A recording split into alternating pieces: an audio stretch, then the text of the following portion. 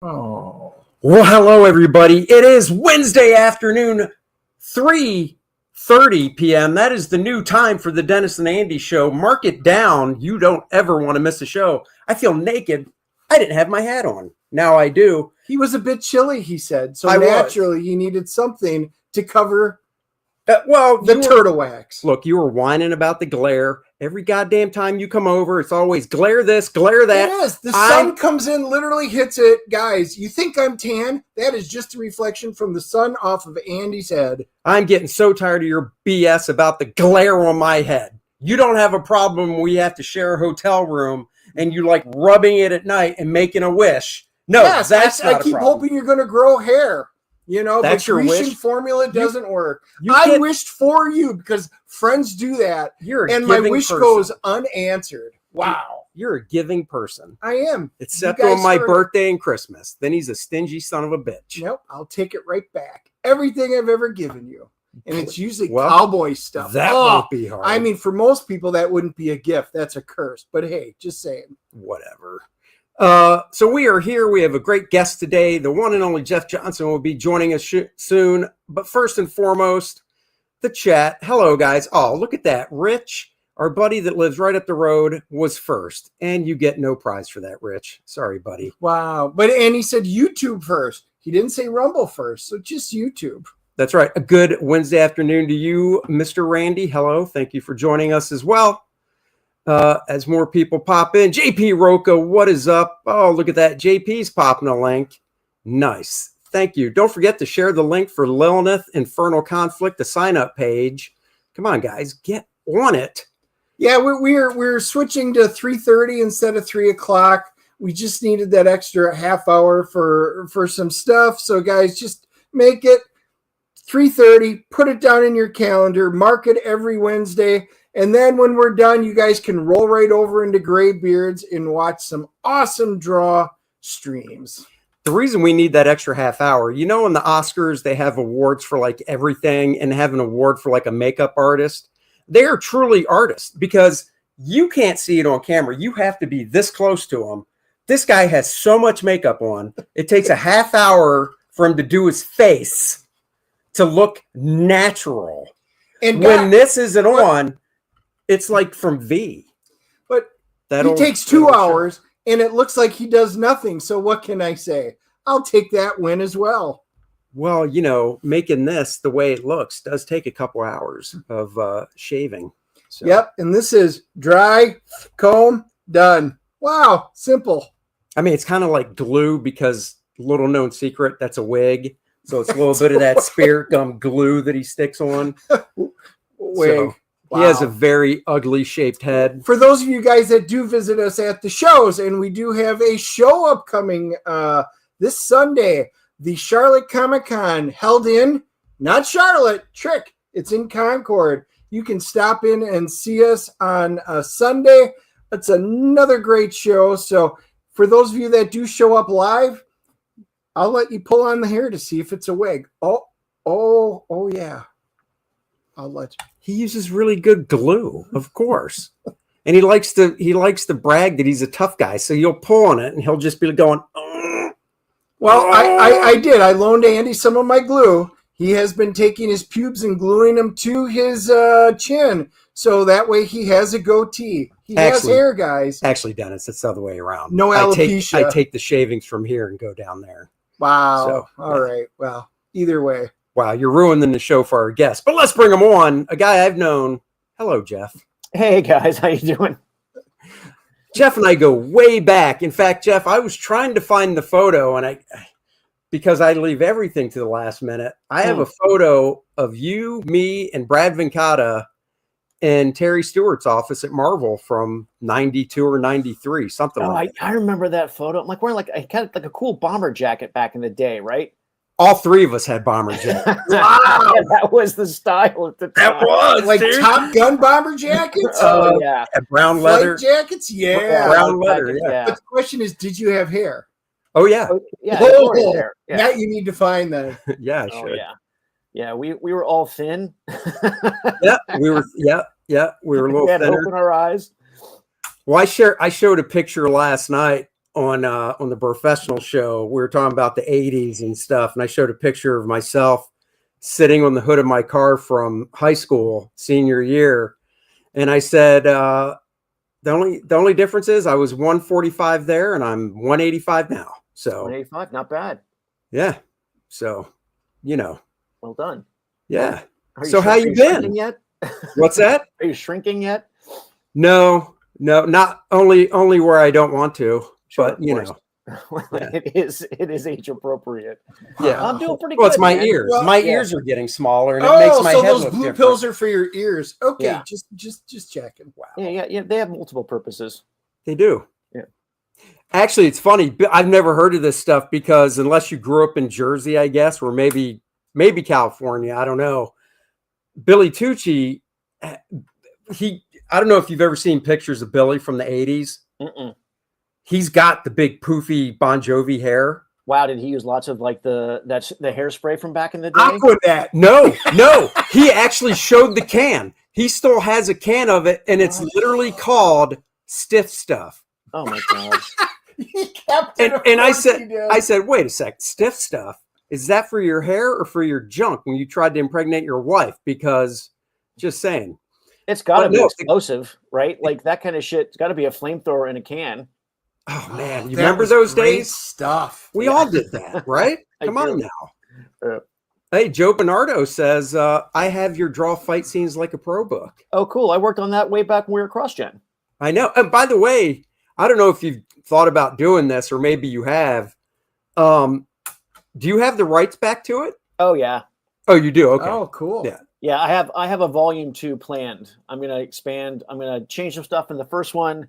And eventually I want to get into doing like more fight scenes, multiple attackers, how to do, and even kind of kick into some of the storyboard stuff that I learned. Oh, that's cool. Yeah. Yeah, I was wondering because I think it was probably 4 or 5 years ago. What's up, Late Kick? 4 or 5 years ago, I wrote them about getting the rights back to, my first one, Drawing Dynamic Comics. And they were like, okay. So, because I wouldn't, actually it was 5 years ago. How time flies. Because back then I was like, maybe in 2025, I'll do a 25th anniversary edition expanded. No, yeah, man, I think that there's always a market for good drawing books. And there is, yours was awesome. And I think mine, like the fight scene one, I think it was almost too specific at the time. But now there's enough of them out there. I think that the niche market has could probably support my book again. I think so. Yeah. I mean, it is amazing. I was looking through Amazon last night, and I can't remember the guy's name, but he's French, and he puts out these they're really like pocket-sized books. They're only like about this big, and he's done 10 of them. There's one on like figure structure of just like basic shapes. Then there's anatomy. Then he did one on just literally fat people in folds. Oh, right? Interesting. And he's got they're fantastic. So I was scrolling through Amazon last night, and just the amount of books that are out now on comics, how to draw comics and cartoons, and compared to like when we put ours out, it's insane.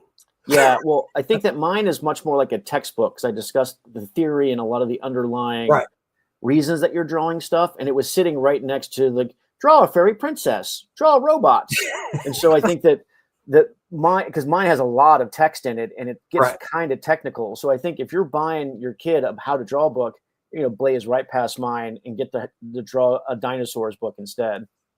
Well, that's the problem is like. And there's still obviously books like this out there, and I just it drives me crazy because it is that literal like, here's a stick figure, here's some circles, here's the finished drawing, and I'm just like, come on, you're short you're just ripping people off, and you have no text in your book, right? So you have tons of this type of crap.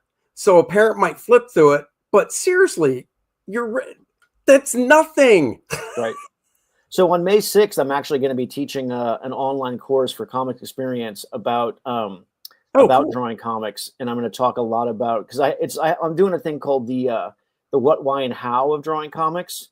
Yeah. And so I talk a lot about, because everyone knows like what a bicep looks like or what a punch looks like. I mean, and they know, like, everyone knows how to draw it, but I'm mostly interested in, like, well, why did you pick that angle? Like, why are you drawing this shot? Like, Right. like, what is the purpose, and why is this shot the right shot for your storytelling? So I'm always way more interested in kind of the philosophical side of storytelling than the mechanics of it. So that's mostly what my class is going to be about. But you have to really care. That's not a class for someone who's just learning how to draw shapes. That's what I was going to say. That is not a beginner class, Yeah. but it's good because, like you said, you've always come from the philosophical side of things with everything. I mean, the conversations we would have at CrossGen and stuff, I'm just sitting there. Sometimes I'm sitting there going, well, he's lost me. I'll just shake my head up and down and go, yeah, Jeff, I get it. That's cool.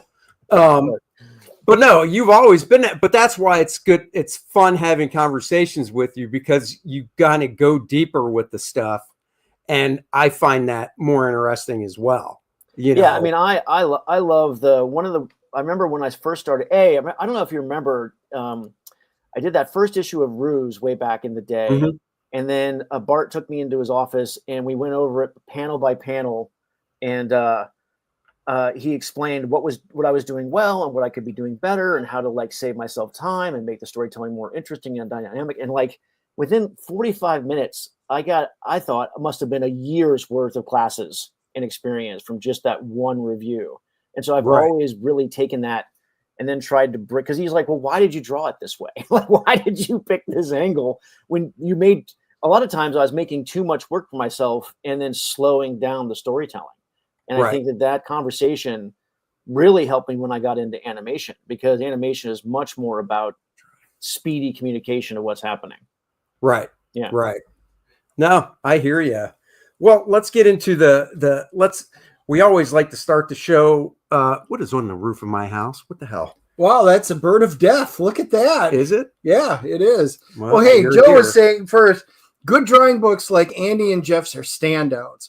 They help go beyond the standard body sizes. Jeff, your way how to use powers and the clothes flow in movement are so useful. Oh, thanks, Joe. Yeah, there you go. Yeah. Well, Jeff, since it's the first time on the channel, we always like to talk to our new guests and ask them a few questions. One of them is kind of your origin story, what got you into comic books, but what really got you into comic books in the first place? Do you remember the first comic book that you ever bought or were given as a kid? Do you still have? I think the first comic book I ever bought is I think it's Korak, Son of Tarzan. Oh, that's DC for sure. Oh yeah, he's fighting a shark, and I don't think it's Joe Kubert. I can't remember the guy's name, but I remember just loving it. And he's fighting a shark, and I bought it at a flea market for like a dime when I couldn't have been more than like 6 or 7. I don't even know what I was doing there, but I found it and I bought it, and I loved that comic. And then when I was a kid, we moved around a lot, and so wherever we would go, when you're getting into a new town or a new school or whatever, it's always hard to make friends. But there's always a 7-Eleven, and they always have Captain America and Spider-Man and the X-Men and the Justice League. And so I knew that I would always kind of have friends waiting for me whenever I got to a town, because I knew I could go to a 7-Eleven and get the newest issue. That's cool. Yeah. Yeah, that's real cool. Yeah, you were probably in the ballpark of the same age, because it was back then. It was the dime store that's where you went, and then we had a really great local bookstore that carried comics, and that was good. And then our first comic shop / arcade opened up, and you had a combo? That was the new go-to place. Oh man, that sounds like heaven. Classic. Yeah, I didn't have a combo in my town. My mom would literally drop us off, and they had a special, whatever new comic book day was. It was either Tuesday or Wednesday back then, but it was 3 hours. All you could play video games, and you walk in the front door. The downstairs was all comics. It was the comic shop. Then they had circular metal stairs that went upstairs, 2, and then they had another stairs that went up. So there were 2 levels, and one of them was cave shaped, of all video games. Oh my God, that sounds like heaven. It was. So $5, all you can play video games for 3 hours. My mom would literally drop me off at the front door in town. I would go in there, play video games, walk out with my comic books. It was a perfect day. That sounds like a great day. Nice. So so you're getting into comics and stuff. What were some of the artists? Because we're all around the same age. Yeah. I won't out you. I know how old you are, though. Right. Yeah. So I think, honestly, one of my first, John Buscema must have been the first guy I aped, right? Like the first guy I started stealing from. And then studying his work. And then right around the same time, I found a little reprint book of Starhawks with the Gil Kane. Oh, yeah. That old black and white stuff. So then I studied that stuff extensively. So John Buscema, Gil Kane, and then I discovered Perez and Byrne. And then when I was 14, I was at a creation show, Comic Book Con in, it had to be like it was the Bay Area, but I can't remember if it was Oakland or Berkeley. Anyway, they had an art contest, and the prize was the Al Williamson art book. And I remember I drew like a unicorn or something, and I won, and I got the Al Williamson art book. And after that, I was done. So then everything Al Williamson and all of his Torres and Terry and the Pirates, and then all his influence and Frank Frazetta's. I mean, I was already into Frank's paintings. Sure. I already was familiar with that stuff. But then I discovered that Frank did a bunch of comics back in the day. I'm like, oh, I had to get those, all the Johnny Rocket stuff. I've got the collection of that stuff. Yeah, I have sitting right over here. So so once I discovered Al Williamson, then I started pushing back in like to the old school guys, and that's when I discovered Hal Foster and Alex Raymond. And so those guys really became kind of my go-tos also. That Al Williamson book, if it's the one I'm thinking of, it's kind of a yellowish cover, I believe, and it's a soft cover. It's not super thick. No, I got that. I think when I was at the Kubert School, they had it. I mean, it's such a great book, but you can see in your work, not direct, like, oh my God, this guy likes Al Williamson, or oh my God, this guy likes this.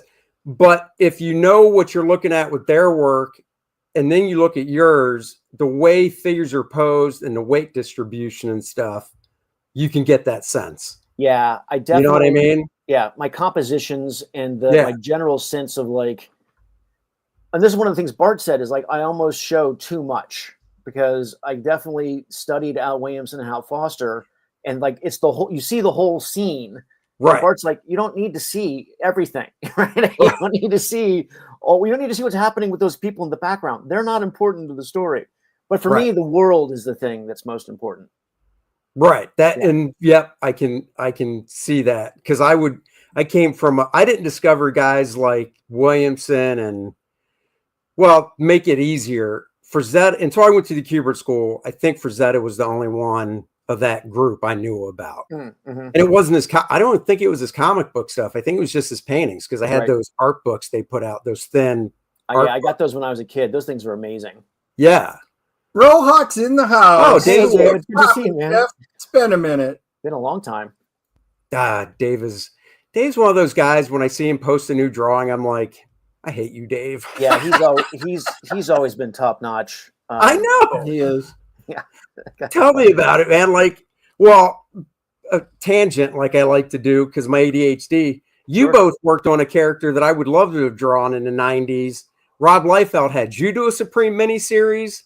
And Dave did one, and I was like, sons of bitches. Love that character. Now, I do own 2 of your pages, though. So I got from that. Supreme? Yeah. Oh, yeah. Excellent. Yeah, that was really fun. Dan did such a great job on it. That book was just a lot of fun to draw. Yeah.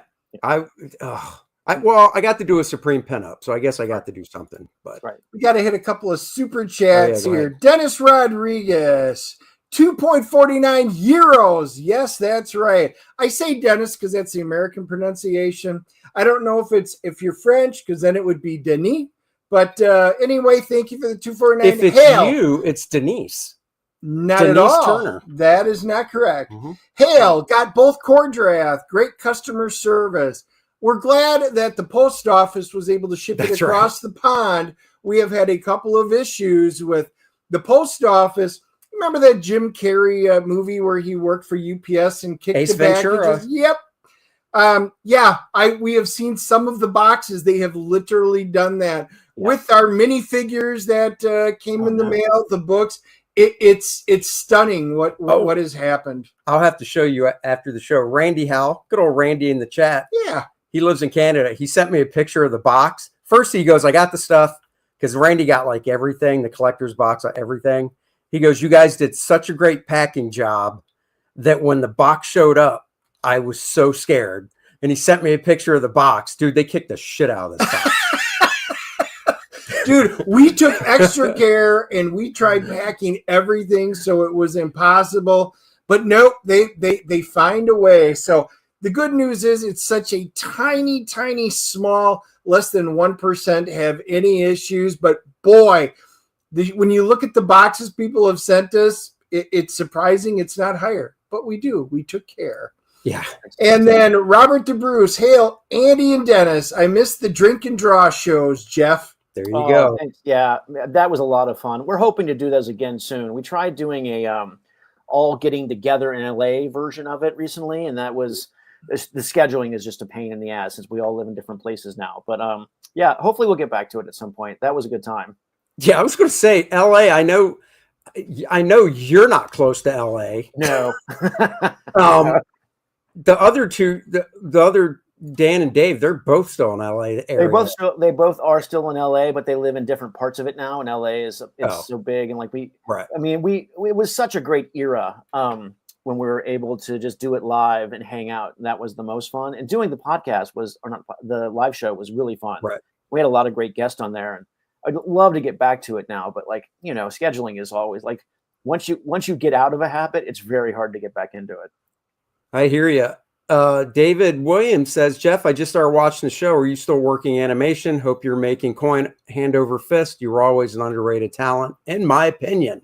Oh, that's very sweet, considering how good David is. It's a very nice thing for him to say. I still do some animation every once in a while. I'll do some storyboards.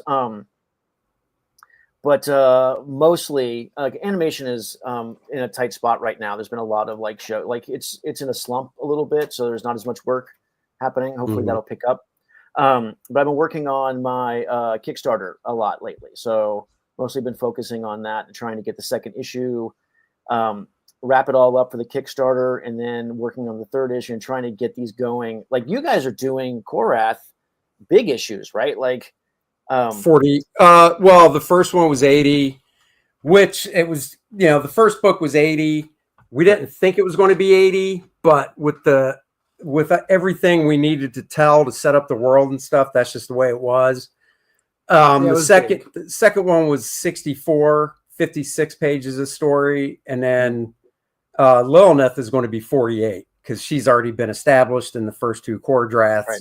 So it doesn't need, Yeah, it's going to be world building because she's from the Abyss and it's a different world. So she's getting her own self-contained little tale that ties into the first two issues of Core Draft. Yeah, world building is a lot of fun, and it takes time. Like our first issue, we had a deluxe version and a standard issue, but the story is really only 20 pages of comic book story. But then James has written a really cool. He does this really cool short stories. That I do little illustrations for. And then our letters page is it's basically the newspaper from the city and like what's going on in the city at the time. So he writes articles in the newspaper that are like hints of what else is going on in the city. So it adds to the story. So we're trying to layer the backstory, but that stuff it's complicated.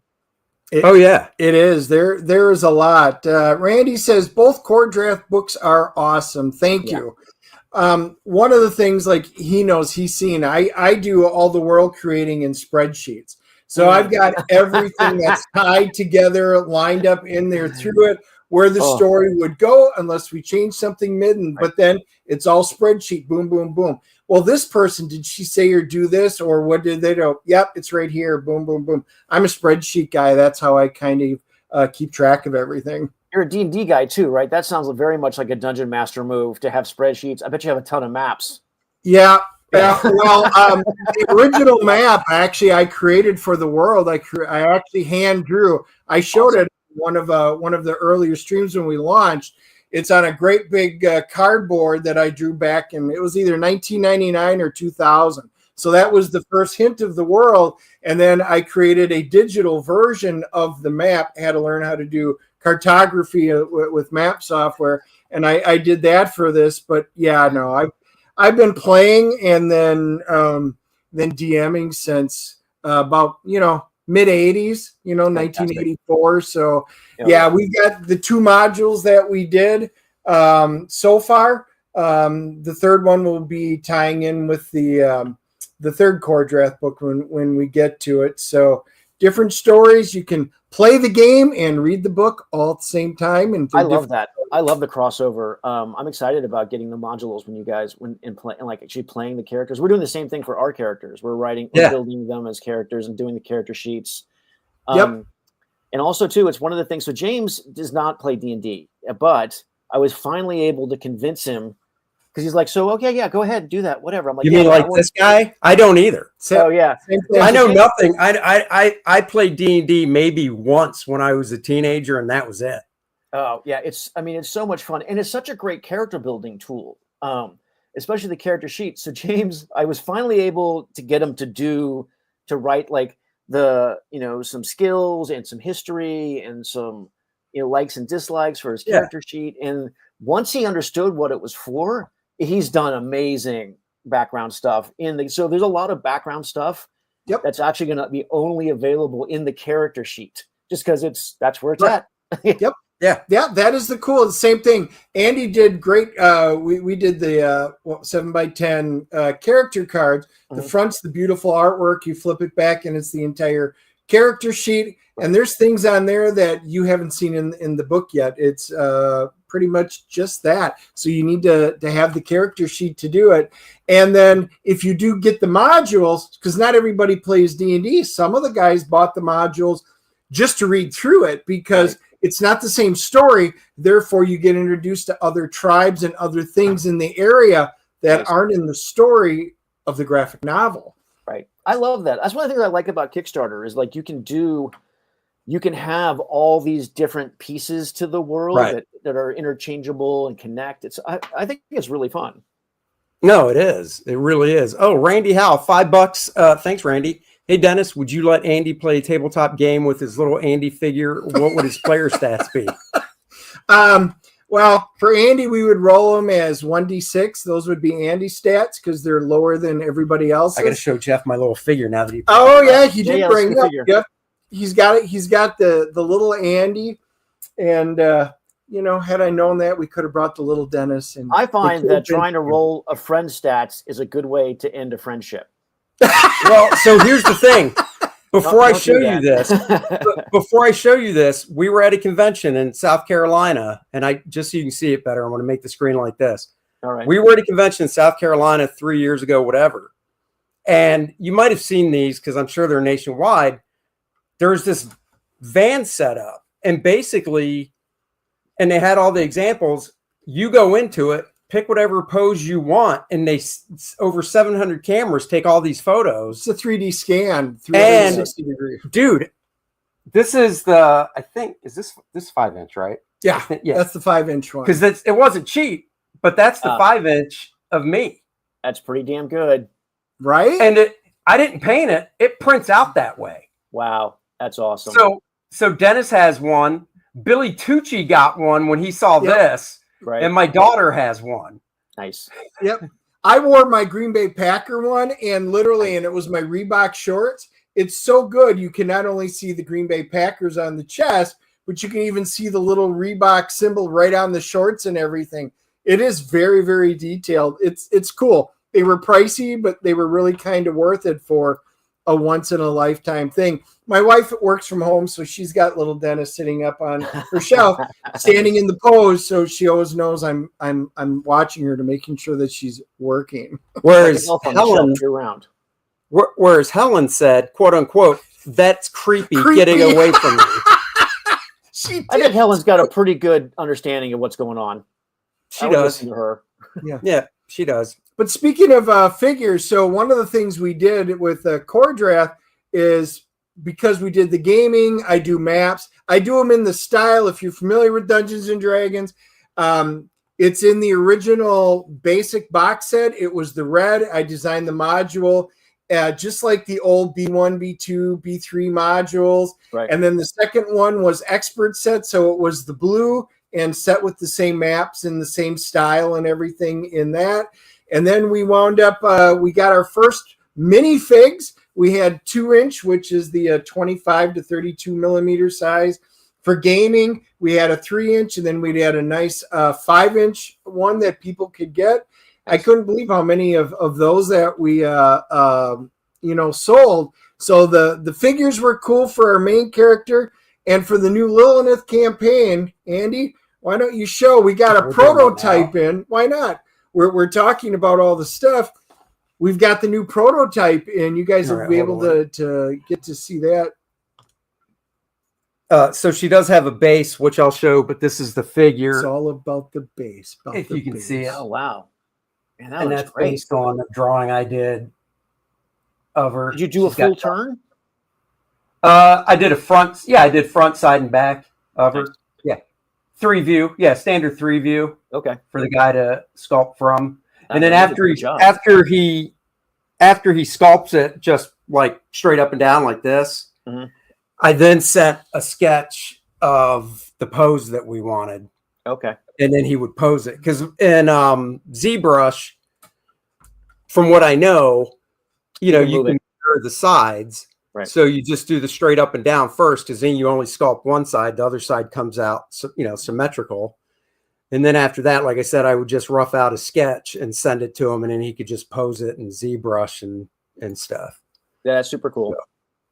Damn. So yeah, that's what we're doing. She does have great thighs. She does. Right. Yeah. She does. But I want to get back to the history of Jeff. The history of Jeff. He's into comics. He's loving comics. How did Jeff break into comics? Yeah. That's what everyone wants to know. Dennis told me last night, he's like, I couldn't fall asleep. I was like, how did Jeff break into comics? I got to know. And I said, well, ask him nicely, and he might tell I know you. You got into X-Men. X-Men are my guys, so you did some stuff in the X-Men, and one of my best friends since junior high, he's a huge Wonder Man fan, and I'm like, oh, this is going to be a great story. Well, so I got super lucky when I got out of high school, and I joined the Army, and I was a reservist for a while.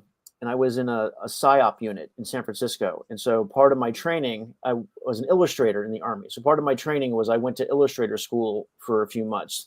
And when I got back from that, I was 19. I had various crappy jobs, worked in as a sign painter and a fry cook, and I worked in a bank and all the standard things.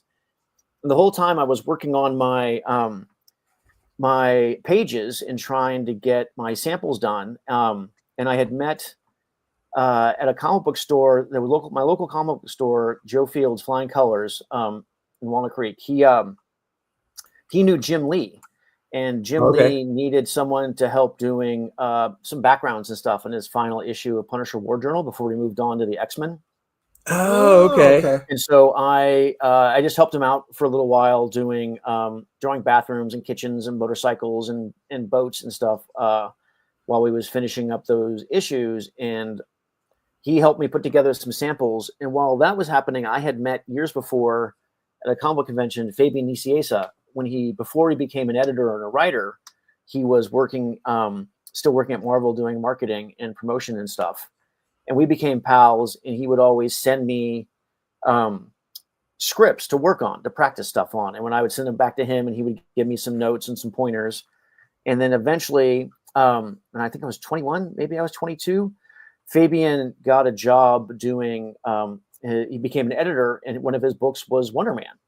And so we had been pals, and he had been helping me for a while, and he said my stuff was ready.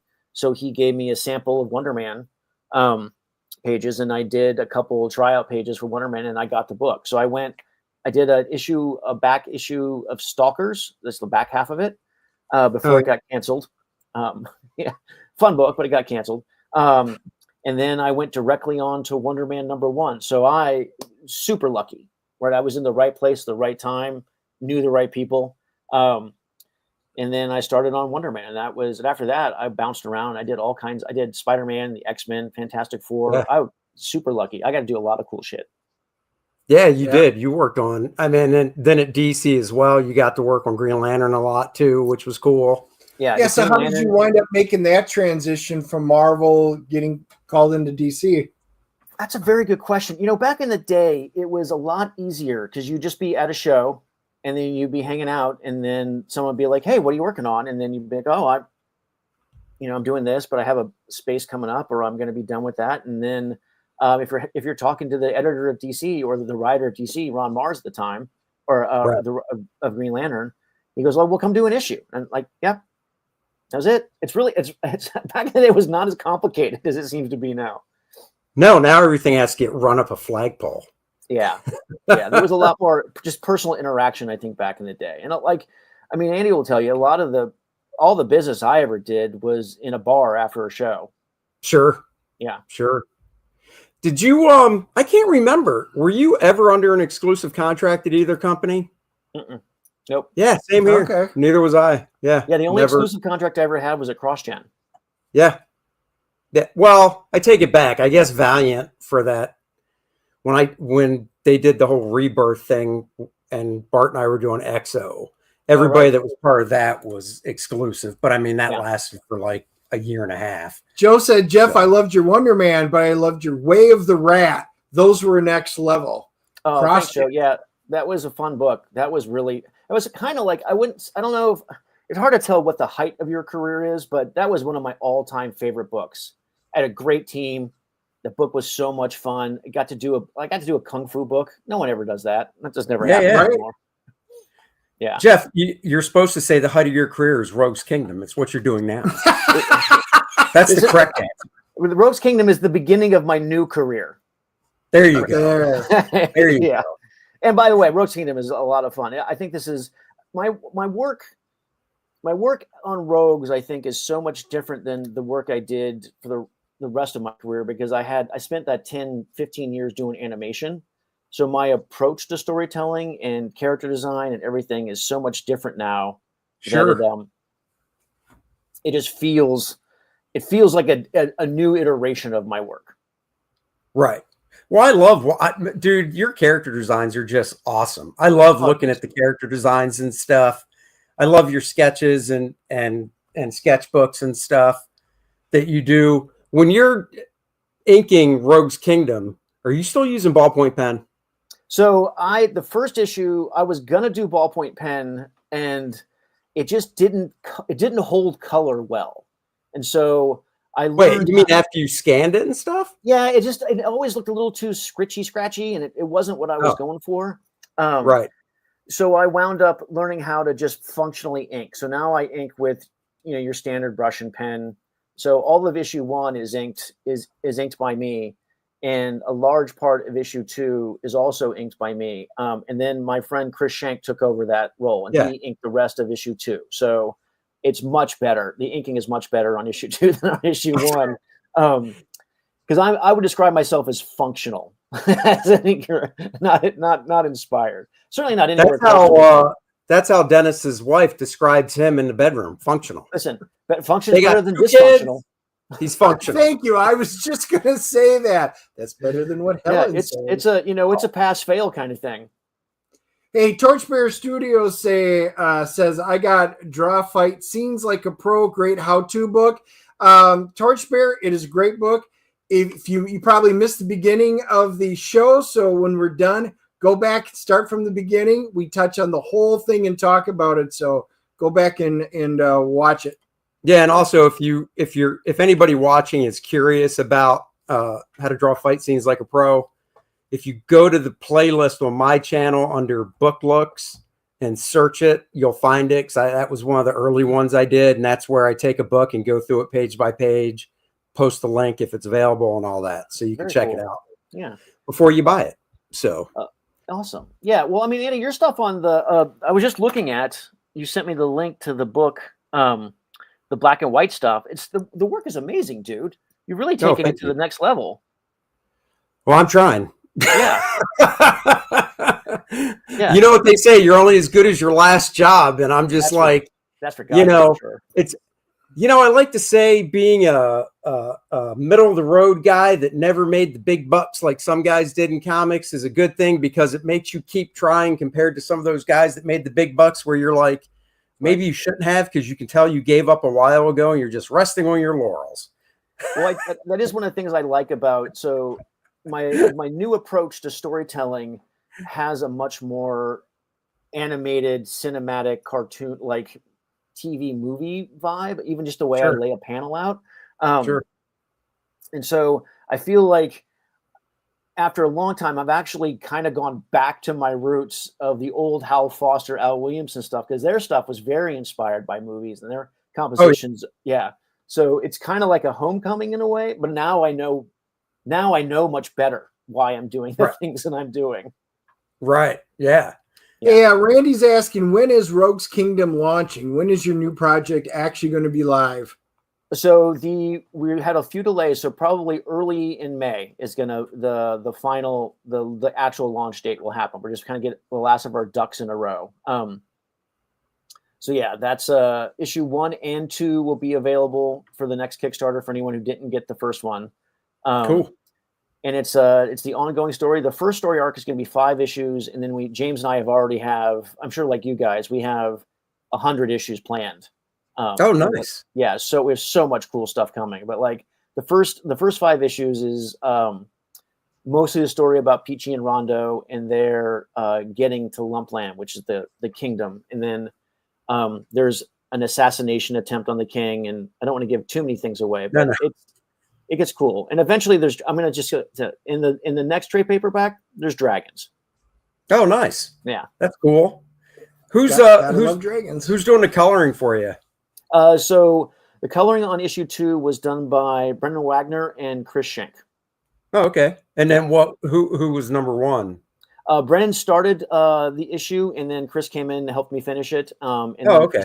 And Chris is gonna Chris has been great. So Chris is an old friend of mine from the studio days, or the work in progress days. Amazing artist, amazing inker, amazing painter. So he's been very helpful in helping me get all the little pieces done. Oh, cool. Here's a great question for you that how even I could answer, but it's for you. Jeff, did you study any martial arts? Because your fight scenes seems to translate some of it. I've been doing, I don't train as much as I used to, but I still do Kempo and I still do a little jiu-jitsu. But back in the day, I used to do a lot of, I did Silum Fut Kung Fu, Shotokan Karate, a little Wing Chun, and a long time doing Aikido. So yeah, I bounced around the martial arts world. I know Wang Chun. Yeah. I've Wang Chun. Everyone can Wang Chun tonight. Everybody's done Wang Chun tonight. Tonight, exactly. I might Wang Chun tonight just because you brought it up. Just to tell you how old I am, Andy, I saw them in concert with the Cars way back when. Well, I know how old you're not that much. Guys, he's only a year older than Dennis and I, and you know how old the two of us are, so do the math. Yeah, I didn't know how old you were, but I knew it was just in the same. And it's funny when you said that, I'm like, oh, I remember those concerts. Yeah. Well, he's a huge concert guy. Yeah. He's a huge He went and saw Iron Maiden last year. I'm like, you go have fun. Oh, my idea of a nice loud concert these days is cranking up the old speaker in my office and being able to take a piss when I want without any trouble. I just realized how old we were. We were having a conversation. Yeah. And I saw Motley Crue when they came out in 80. It was 83. And then I was like, I just saw them when they were just here. I think it was last year at Bank of America. I was like, do you realize I saw them multiple times, but between the first and last, 40 years apart? Wow. Oh my God. That just scared me. Still a good show? What's that? Still a good show? Yeah, so this one was Joan Jett had opened. It was Motley Crue, Poison, and Def Leppard.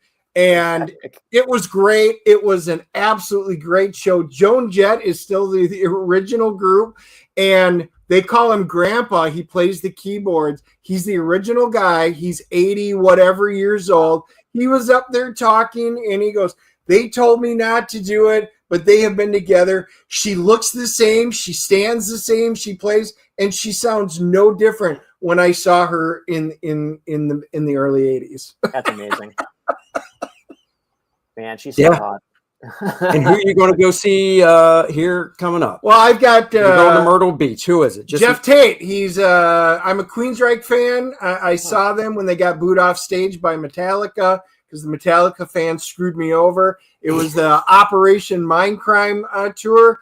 So Jeff is hanging it up. He's playing the full Operation Mindcrime because he and Queensryche split up. And Jeff Tate's playing the full Operation Mindcrime from beginning till end. And then he's retiring from it altogether. So my wife and I got tickets in Myrtle Beach to go see the finale. Damn, that'll be right. Queensryche was one of the best concerts I ever saw. There you go, Rich. Living old days. Hey, so at CrossGen, are you still a master chess player?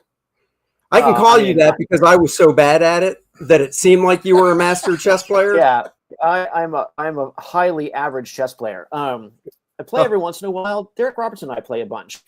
We do shows together. It's fun. Derek kicks my ass on a regular basis. But yeah. Oh, he's really good at chess? Times. Yeah, Derek's very good at chess. Sitting in the quad playing chess, that was great. We used to get in trouble for that. I know. Gina did not appreciate us honing our intellectual skills. I know. Then we'd go out back and toss the football around some. So that was fun. That was the good parts of CrossGen. Yeah. The lights not being on were some of the bad parts. That was not great. I hated that. I do miss the ghost. Oh yeah, the ghost of Cross. Well, I was never there overnight, so I never worried. Never had to worry about it. So I was there late many times. You always feel the presence back there. That's right. Oh no, that was just Mark breathing down your neck. Yeah. Yeah. Do you still have your whole first issue of Way of the Rat? I do. Well, I mean, no, I got some. Chuck has some of it, and Tom has some of it. Oh, that's cool. Hey, do you keep in touch? You know what's up with Tom by any chance at all, or no? I lost touch with Tom a long time ago, and I've never been able to track him down. Yeah, dude, that guy has honestly, no presence. Last time I talked to Tom was when I walked out the door of CrossGen when I quit. That was probably. I've tried to find him on social media, and I've just not been able to find him.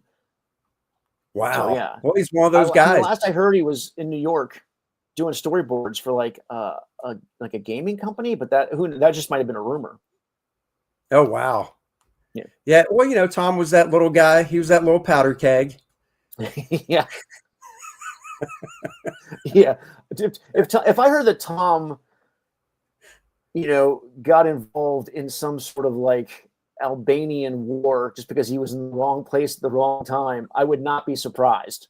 Yeah, that's true. That's true. Yeah. Yeah. Hey, how's Chuck doing? I heard, is the new movie Working Man, is that based on one of Chuck's books? The what movie? Working Man with Statham? Yeah, that's based on his first Levon Cade book, dude. It's great. I've read. Yeah. So he's written 12 of them. I know. And I have the first 4. I didn't realize the first one came out because, we went and saw it and then I dug it out. I didn't realize the thing came out in 2012, I think, 2013. Oh, yeah, Yeah, Working Man was great. It was fun. It's a fun, turn your mind off, Jason Statham action flick. It's got some of Chuck's dialogue in it. So is it true to the book? Is it a good representation? Yeah, we had Chuck on to talk to him about, just interview him like this and talk to him about that some. And Chuck was basically like, hey, as long as they sign on the dotted line and everything, they do whatever they want with it. But yeah, they stuck to it pretty well from what I could tell. I mean, I haven't read the book in years, but Chuck was happy with it. Awesome. Originally, I believe it was supposed to be, if I remember right, because Stallone approached him about it as a TV show. Nice. And because Chuck did there was an Expendables graphic novel and Chuck wrote it. Oh, right. And I guess Stallone liked what he did. And then I think you'd have to ask Chuck for sure, but I'm pretty sure Chuck said that Stallone wanted to have him do some rewrites or something, maybe on one of the movies. Expendable movies. And anyhow, so it was going to be a TV show, and then COVID happened, because I'm pretty sure this is how far it goes back. And then Stallone basically called him up and was like, and I do remember this, and was like, hey Chuck, it's Sly, and I'm thinking, what do you think about a movie instead? And Chuck's just like, yeah, man, cool, whatever you say. That's good. Let's go movie. He said, it's Sylvester Stallone. You're going to say, yeah, whatever you want. Right. Exactly. Yeah. And then it came about that Statham, he told Chuck that Jason Statham was looking for like a new franchise to really build on, because he didn't have one in a while. And they were hoping this could be it. And then so a movie came out a year and a half ago called The Beekeeper with Jason Statham. Yep.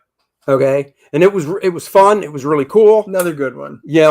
Jason Statham, tough guy, but The Beekeeper was more of a spy type thing, where it's this retired spy that was part of this thing called the Beekeepers and whatever. Right.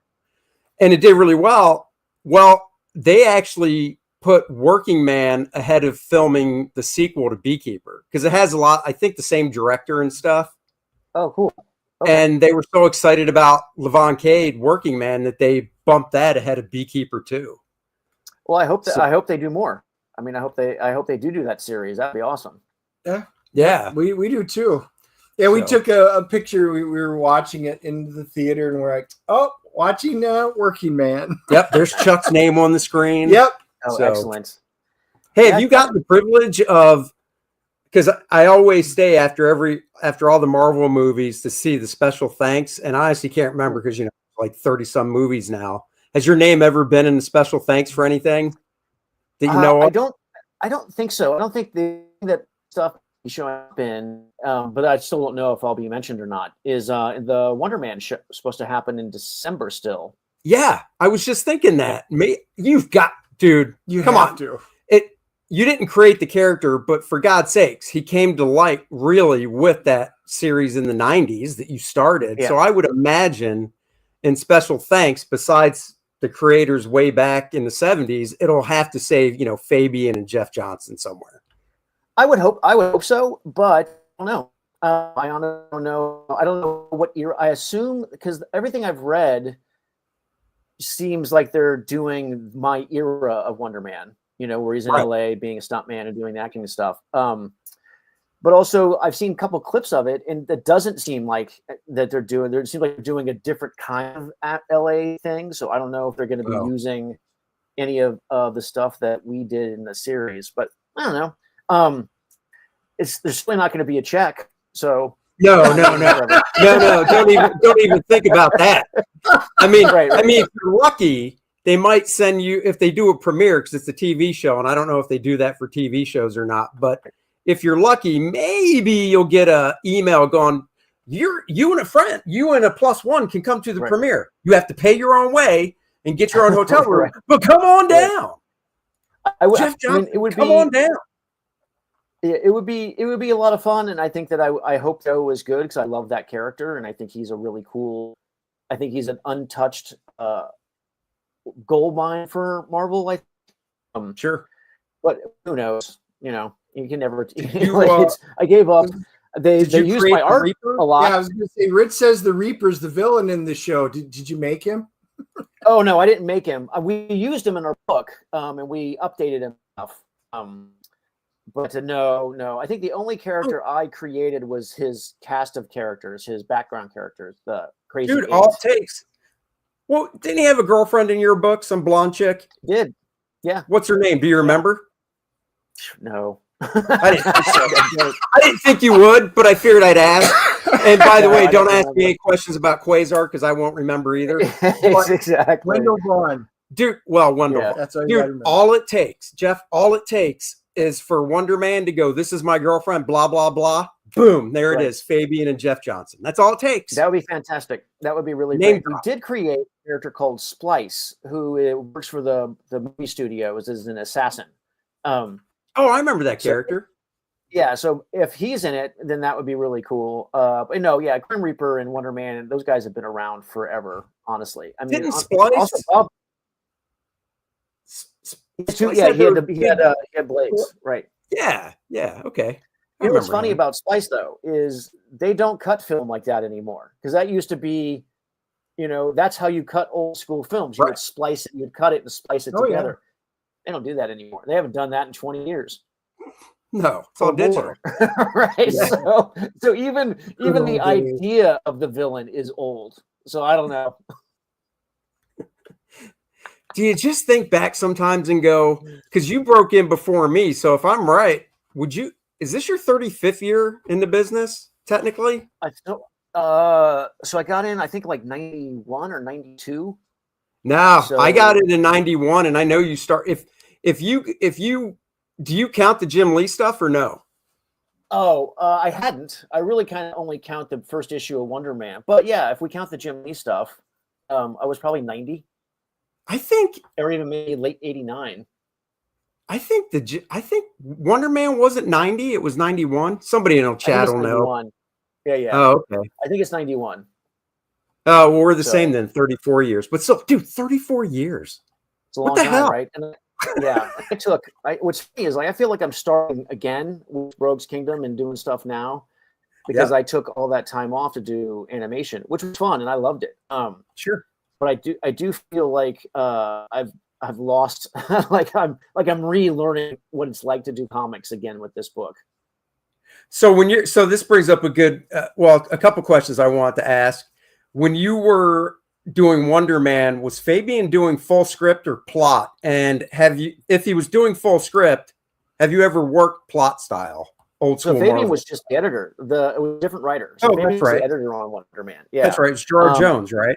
Yeah, and the scripts then they were most scripts, but even back then the style of full script was a lot looser at Marvel than it was at DC. There's a lot more 91. Thanks, Rich. Yep. Yeah, it was a lot looser, and there's a lot more left up to the penciler back in the day. Like I did some Supergirl, a Superboy, and some Legion of superheroes 15 years ago, a while ago, maybe less. Yeah. But anyway, and those full scripts were like tight full scripts, and so I still messed around and play with them, but they really kind of expect you to stick closer to the script now, because once it's approved, like I worked on a Bizarro issue, a Superman issue that started Bizarro, like one of the villains issue. Dude, I inked it over you. I know.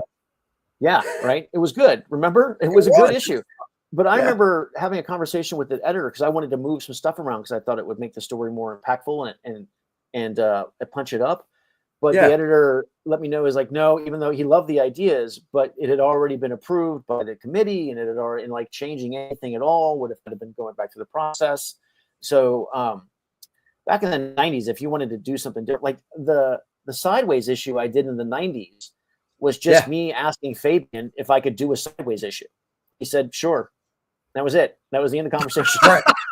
Wow. Yeah. So times were a lot easier. No, I hear you. There you go, Randy. Thank you for following it. Stippling Vaughn says 11/6/1990. I'm assuming that is when he found Wonder Man 1. So maybe it was. If it was 1990, dude, 35 years. Wow. 35 years, yeah. I mean, 34 is still a long haul too. So. Oh my God, so long. So how does James write Rogue's Kingdom? So what? Oh, James. So Rogue's Kingdom is it's a pretty tight script. Like, he does all the dialogue, and I try and stay as close to his script as possible.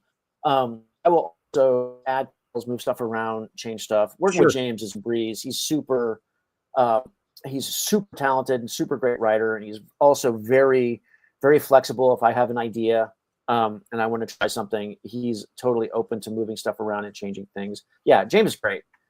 And it's some of the best dialogue. I mean, I've been very lucky to be on really good first issues. Like Way of the Rat first issue, I thought was a great first issue. It did all the right things. And then I think James also wrote an incredible first issue for Rogue's Kingdom. Like, he introduces all the characters. There's enough action. You guys know it's hard to get a concise, good first issue. I got it. It was a fun book, you know? No, thank you.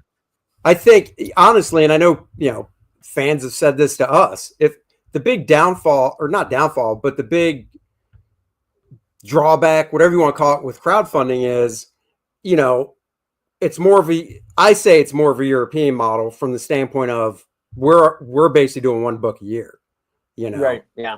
And we try to make that one book self-contained, but there's still the subplots that will go through to the next one, you know? Right. But, you know, the downfall is, because I'm still a big comic nerd, he is too, you know, when you get something that you from crowdfunding, like say Rogue's Kingdom, you read it and you really want the next one in 30, 60 days. Right. You know? And it's just taken me more than a year. Right. And you're kind of training, you know, the fans that are along for the ride are kind of getting used to it though. So they're like, okay, I know the next one, it's going to be a while, but it will be worth the wait. Yep. You know? I'll tell. So the first thing is, like, the first issue took forever. It's, you know, as you know, your first one's complicated and you're trying to figure stuff out. And then I made every mistake you can possibly make in the fulfillment side of things, right? Getting things made, printed, and all that other stuff. Oh yeah. But yeah, James and I learned a lot of lessons on the first one. So our goal is to get the second one will be out in May. And then our goal is to try and get the rest of the issues. Now that I have a team in place helping me ink and do all the other stuff. We've got the format squared away with the letter and the designer. So the goal will be my goal is to half the time for every issue, to do it twice as fast, right? To just get it down to eventually being able to put the book out every 2 or 3 months. That's the dream. Yeah. Nice. So Prater's asking, have you guys described what Rogue's Kingdom's all about? We haven't, believe it or not. We talked a lot, so we need an elevator pitch here. Yeah, give it. All right.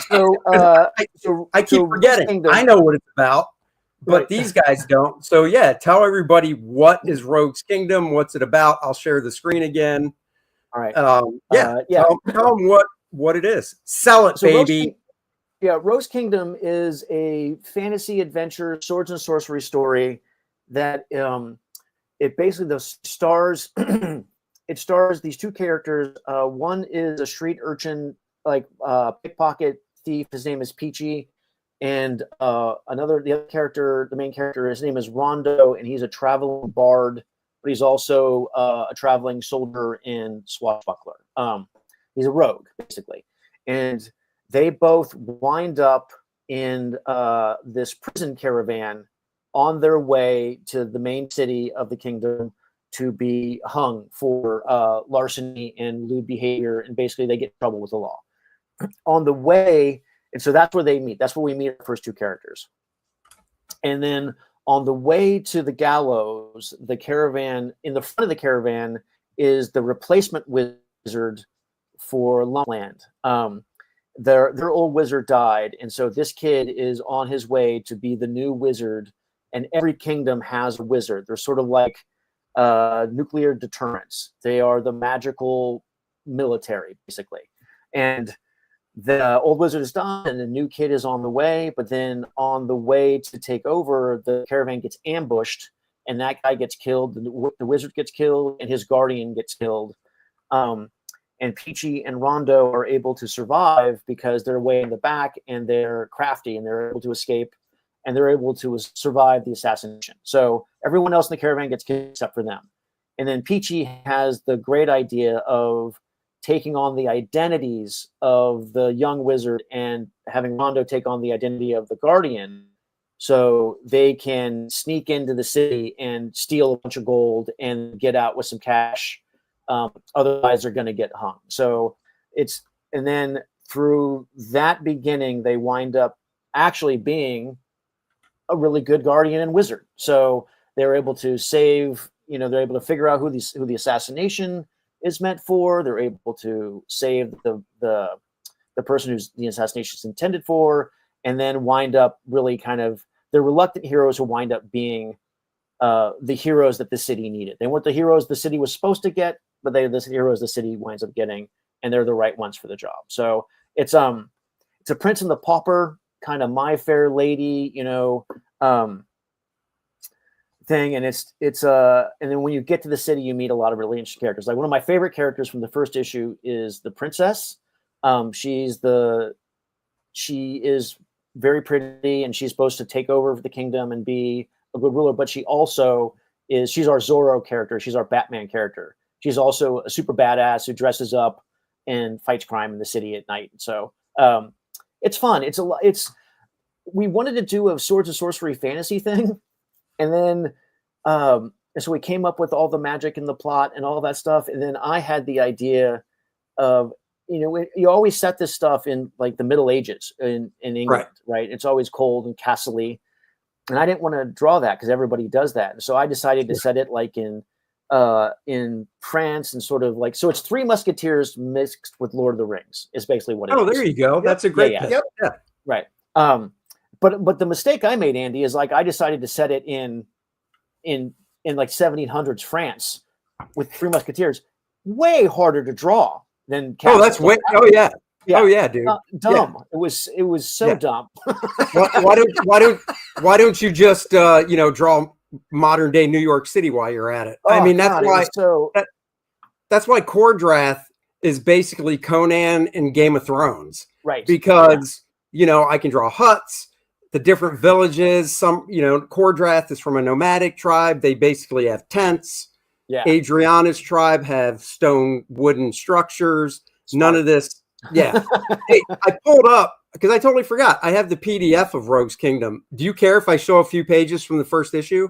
Please do. Yeah, that'd be great. Okay. Yeah, I was like, damn it. I know where the actual comic is, but I'd have to get up. And then I was like, wait a second. I've got the PDF. So yeah, let me do that. Yeah, everyone who signs up, the first 100 people who when they get the notice, if they get the book, they're going to get a special gift. I made this really cool bookmark that I'm going to be giving out to my first 100 new people, and I really want I want this book to go for a long time. We have a lot of cool stories to do. Now, Jeff, I know how fast you draw, and I heard 100 issues, and I did some math with your age. Yeah, I know. I'm going to be 145 for another 100 years. I'm concerned that you might not get to 50. Just saying. Listen, that still is a pretty long life on your end. If we can make enough for me to afford some sort of rejuvenation tank, that I can make the 100 issues. If I can get the vitamins and apparently if I can get a red light, something or other, I can do it. I have enough B12 to make me last. That's true. Yeah.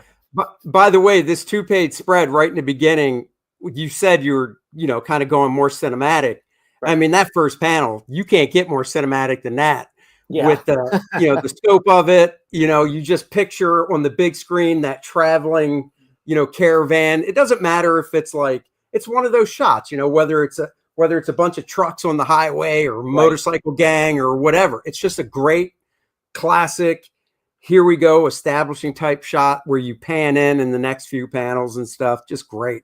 Oh, thanks, man. Yeah, I really tried to make it an immersive experience. I mean, the story that James has written is so detailed and the characters have such depth that I wanted to create a world that you could sink into and that everything fit. And so that city, Dennis, you'll be happy to know I have maps of the city. I know where the merchants are, and I know where the ports are. And yep.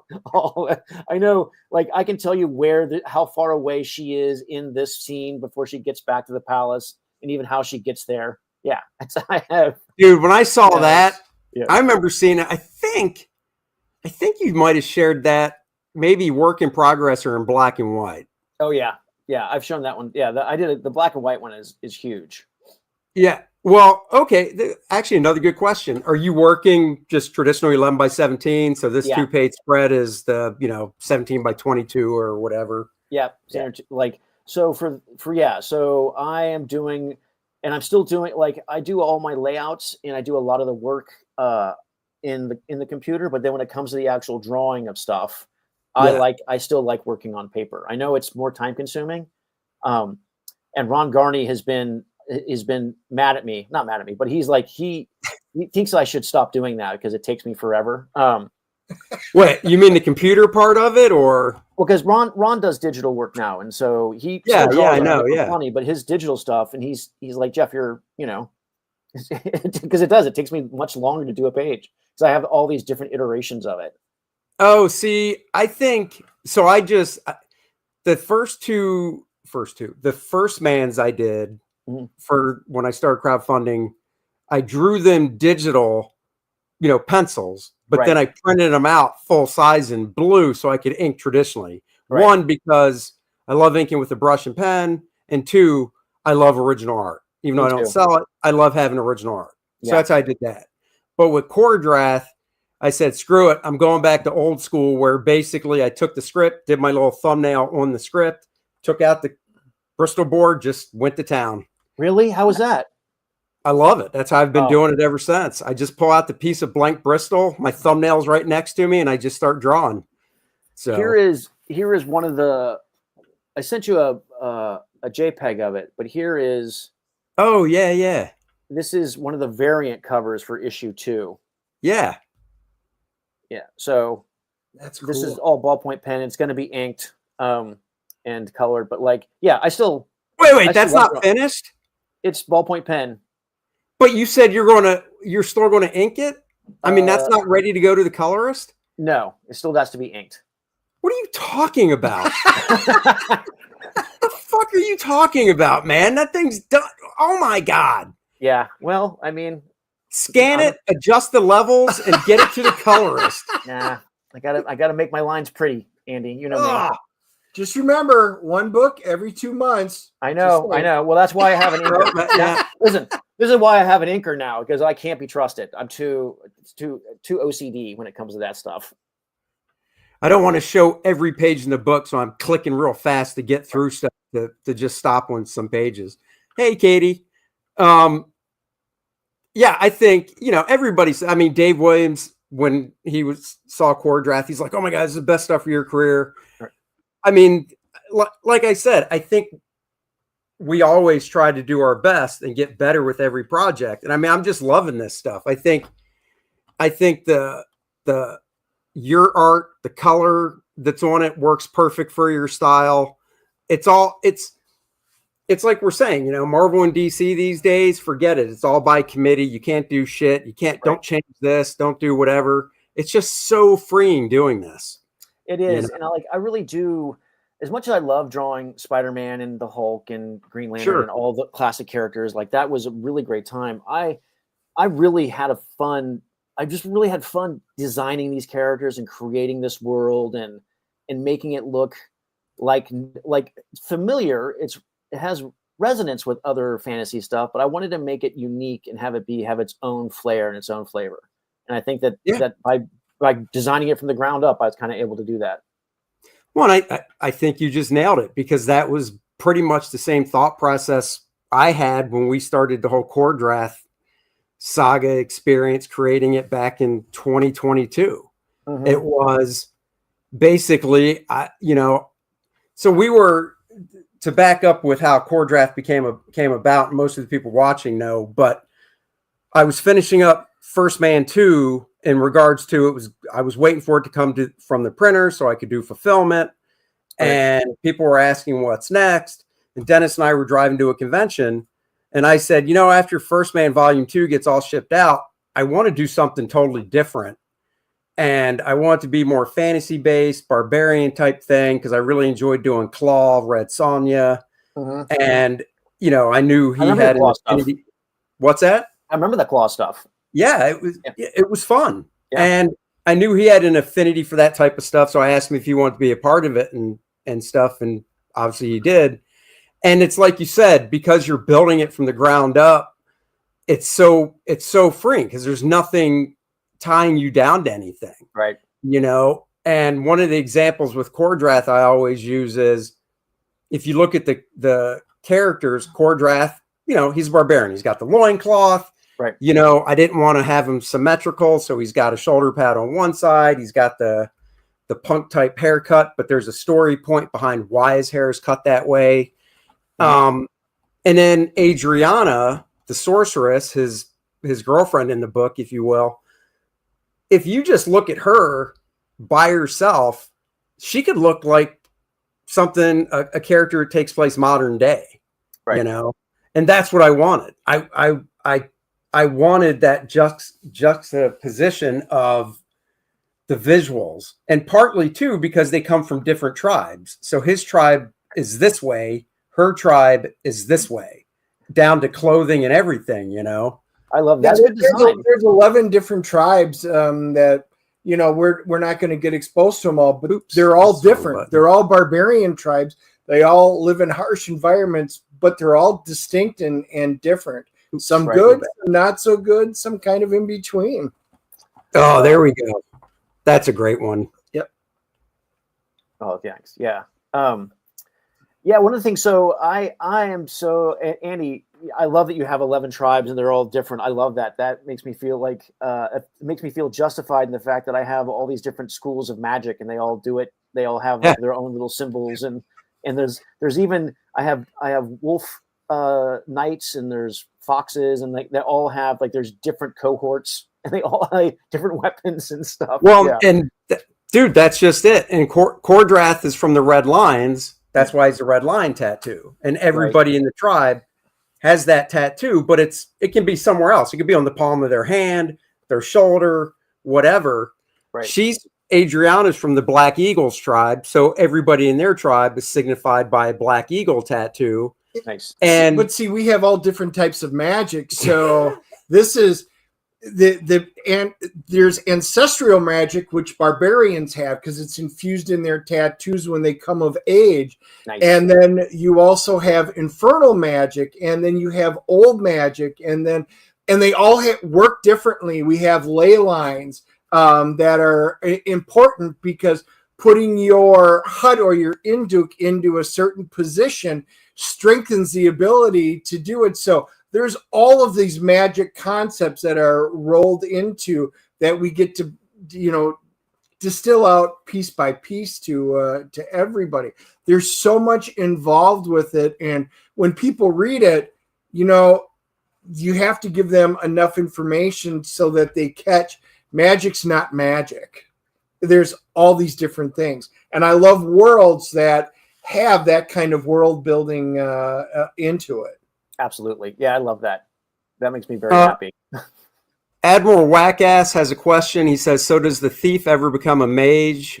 I don't know what any of that means. Elminster, Forgotten Realms. It's the most powerful mage in the realms. So I don't know if that's a real question. So magic is kind of kept under wraps in our world. And so there's these families who control it, and there's these wizards who control these different sects who and they think that they're the only ones. Most people think that they're the only ones that can use magic. But it turns out that anyone can use it if you figure out the secret and you're taught how. And Peachy is the first person who's not in those clans to figure it out. So he has to keep secret that he doesn't know magic, and he also has to keep secret that he's learning magic, because otherwise they'd kill him. Okay. Sheldon Martin says, how many pages are the issues? Each issue, the story in each issue is, the comic book story is 20 pages with a preview page of upcoming stuff in other books that I'm drawing. And then we have lots of back material. We have character stuff. We have short story James has written with illustrations, and we have a letters page. So there can be as much as 46 pages of story, because the text stories are all part of the ongoing story.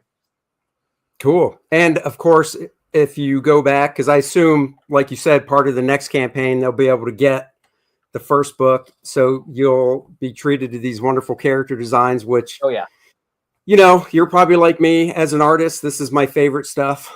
Oh, yeah. I love this stuff. Yeah, this 100% is, I mean, I love all of it, but this is my favorite part. Like when I was, one of my jobs in animation for a long time was character designer. And so now I can't start a project without having figured out all the characters and doing turns. And it's all the preamble, right? Like that, by the way, that guy right there, he's one of my favorite character designs. Dude, he's great. He's the cart driver.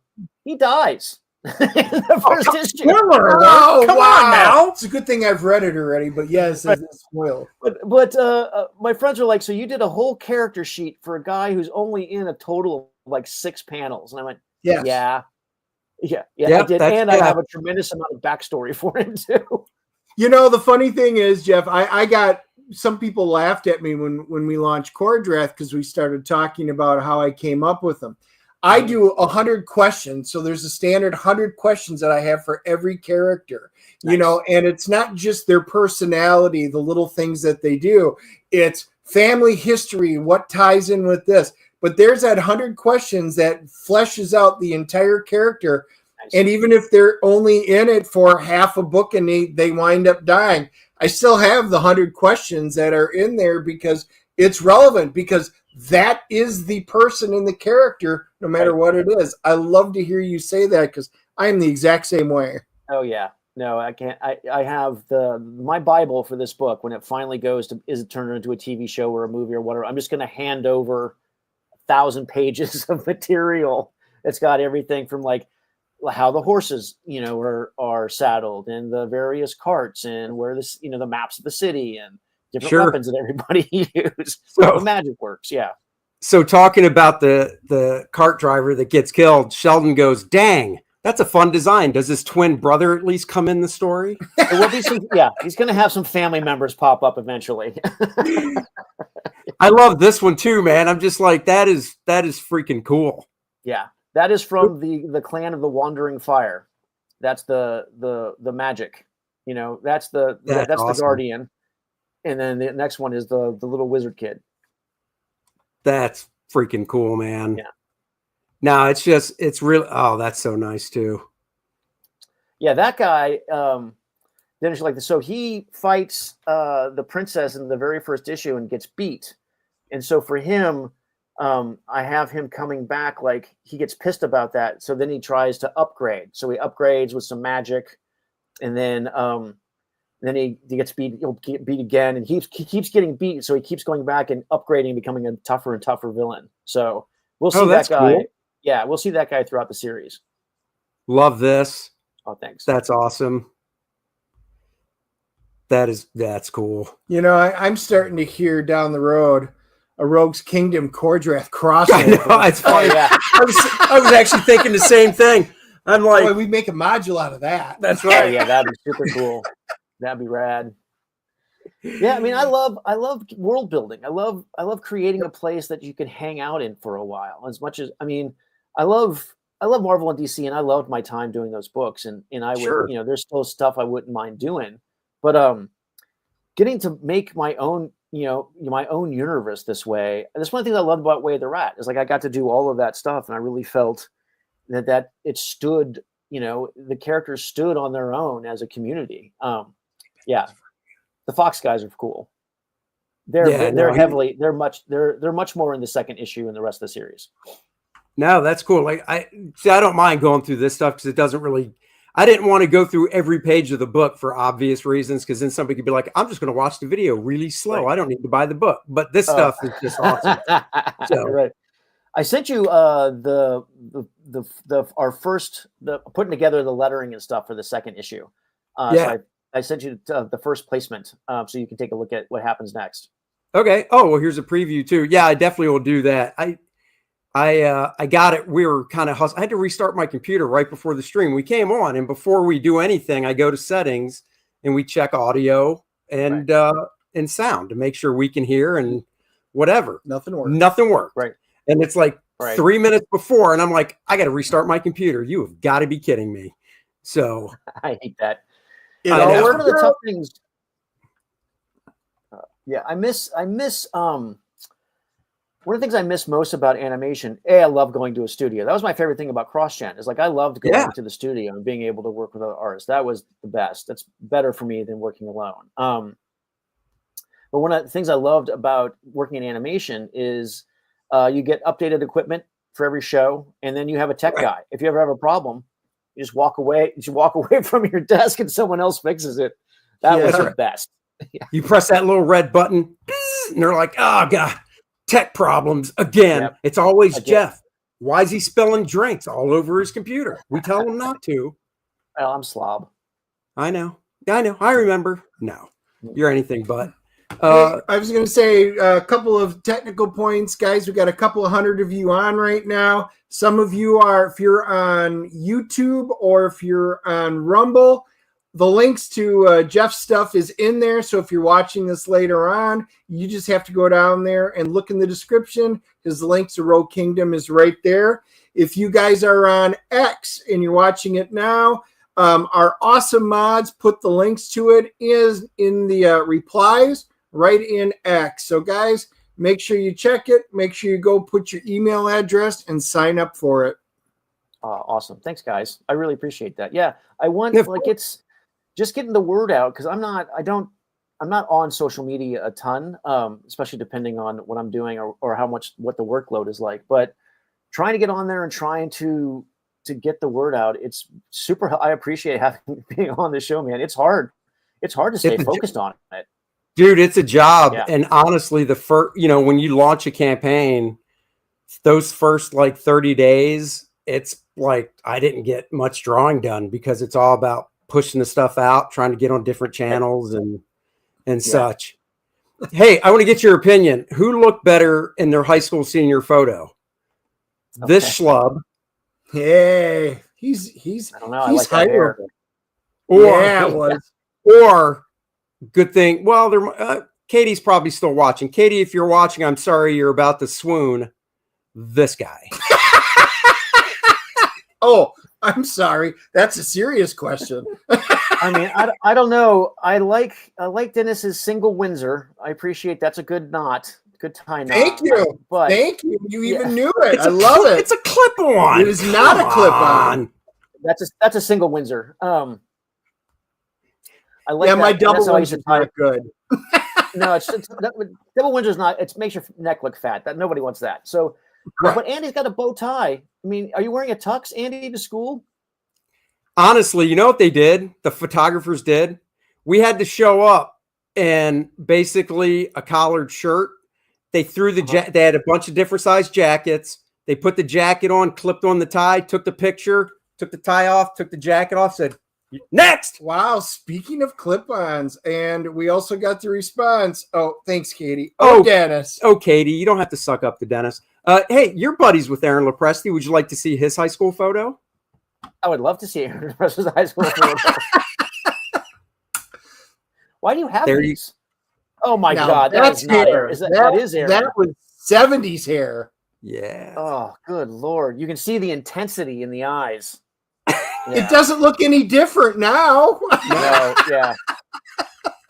Would Aaron you can definitely see your soul? We did a show, we did a professional show on a Tuesday night where we were talking about high school days. Are you friends with Graham Nolan? I've met Graham, but I don't know him. Well, there's his high school photo. It's adorable. Isn't it? He's so cute. What about Art Taber? You know Art, right? Oh, I love Art. Okay. Tell me if you think that's Art Taber, because it is. What?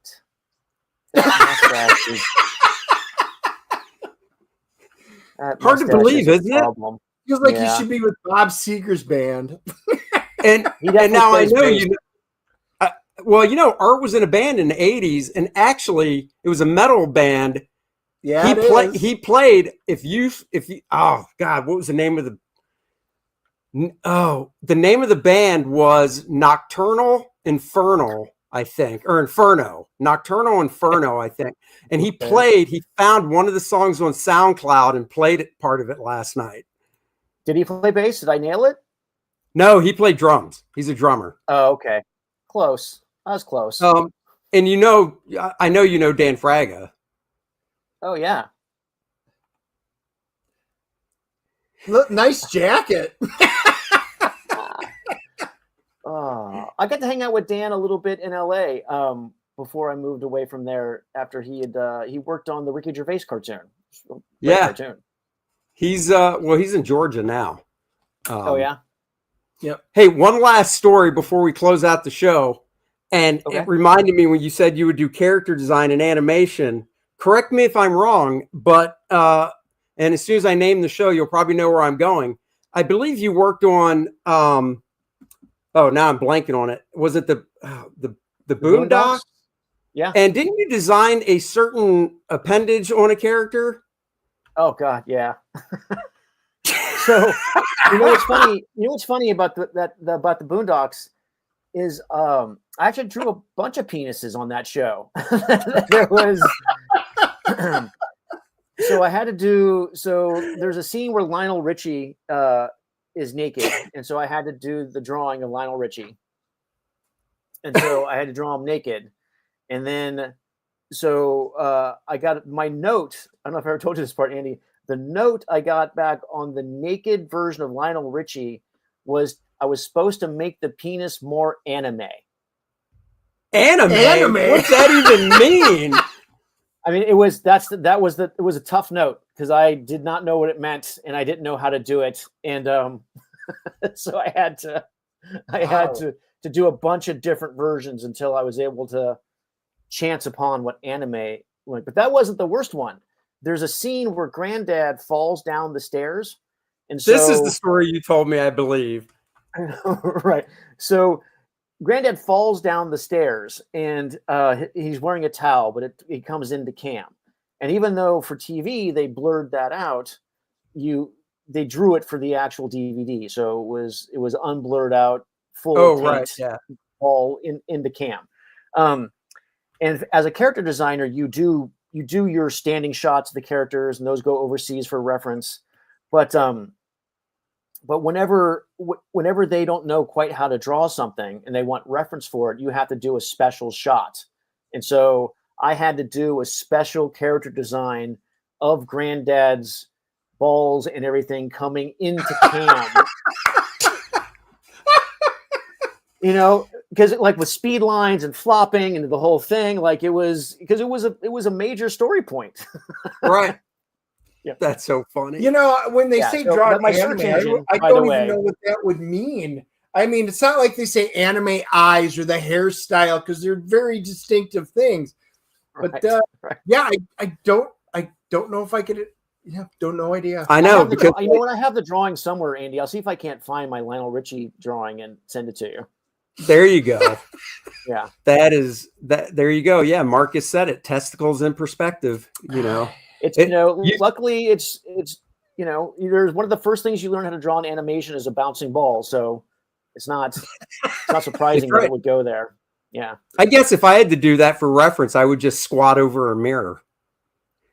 Well, but here's the thing, Andy, I'm all about detail and integrity. And I want to make sure that I got the gender and race and everything just right. Plus his granddad balls. It was old. Well, I'm trying to remember. Well, that's why he said he could do it over a mirror. Fair enough. Were you married at this point of your career? I can't remember. No, Megan and I we weren't married yet, but she did help me do a Google search. She had to help me.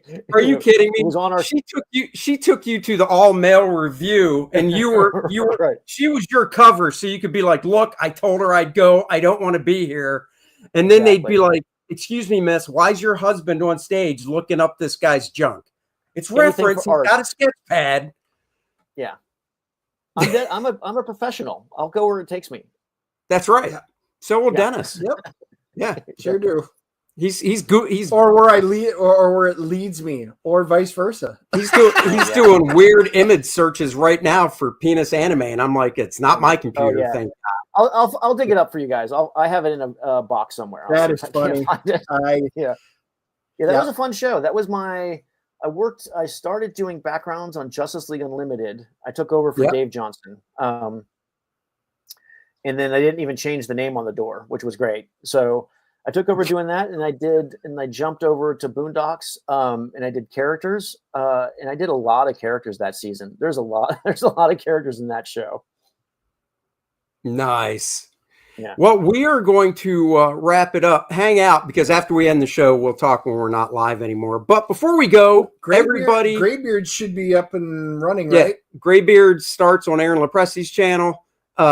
Aaron, Dan Lawless, David Williams, Gary Martin. Go check that out. Of course, everybody go sign up for Lilith. There's as Dennis likes to say, homage cover. The homage cover. The homage cover. That's badass. Thank you. What's the cover referencing? Do you recognize what the homage is? Is it a Corbin piece? It's Frank Frazetta, Vampirella #1. Oh, that The okay. original Harris cover. Yeah. Gotcha. So there's that. Here's the main cover for the book, guys. So that Nice. one is out. I did not do the colors on this. Oh, Marcus says no gray beards today. Oh, Dennis, or that's right. Aaron's out of town. No gray beards. So there's the main cover A for the book, and then some new character designs as well. So Cool. thank you. So go sign up for Lilith Infernal Conflict. The link is in the description below. It's pinned to the top of the chat. So go do that. Guys, tomorrow night, Dennis and I are going to go see The Accountant 2. Or Squared, I'm jealous. as the title shows it. Every week, Dennis and I go see a movie on Thursday night. We drop a movie review on Friday morning. This week, it's The Accountant 2. We are looking forward to it.